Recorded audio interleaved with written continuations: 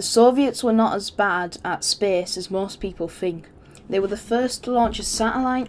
Today, a new moon is in the sky, a 23-inch metal sphere placed in orbit by a Russian rocket.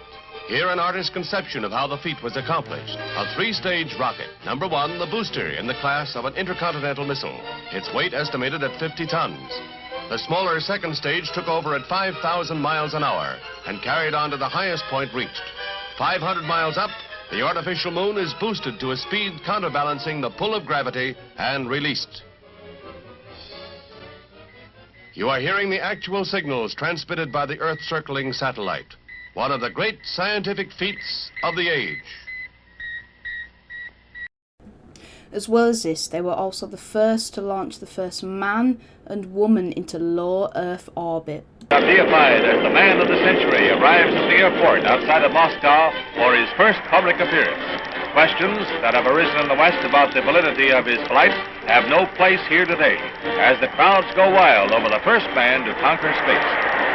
As well as this, they also launched the first object to reach the moon, the Luna 2 spacecraft, very similar to the Sputnik in design.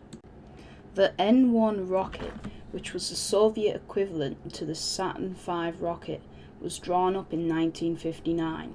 As well as this, they also planned to do a rendezvous in low lunar orbit, but instead of one lander like the Apollo missions, there will be two smaller landers which could only carry one cosmonaut at a time.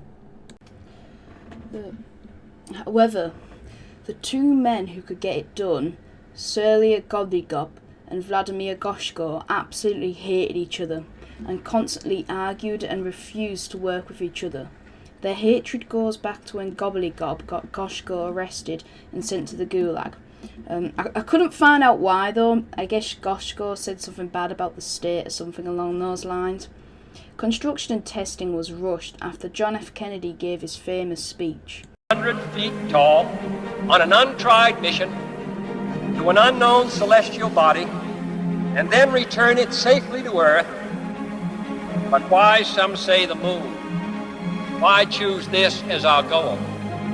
And they may well ask, why climb the highest mountain? Why, 35 years ago, fly the Atlantic? We choose to go to the moon. We choose to go to the moon.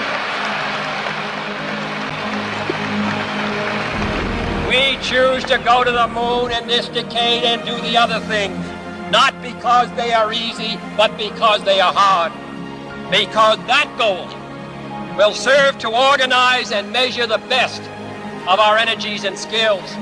Because that challenge is one that we're willing to accept, one we are unwilling to postpone. And therefore, as we set sail, we ask God's blessing on the most hazardous and dangerous and greatest adventure on which man has ever embarked.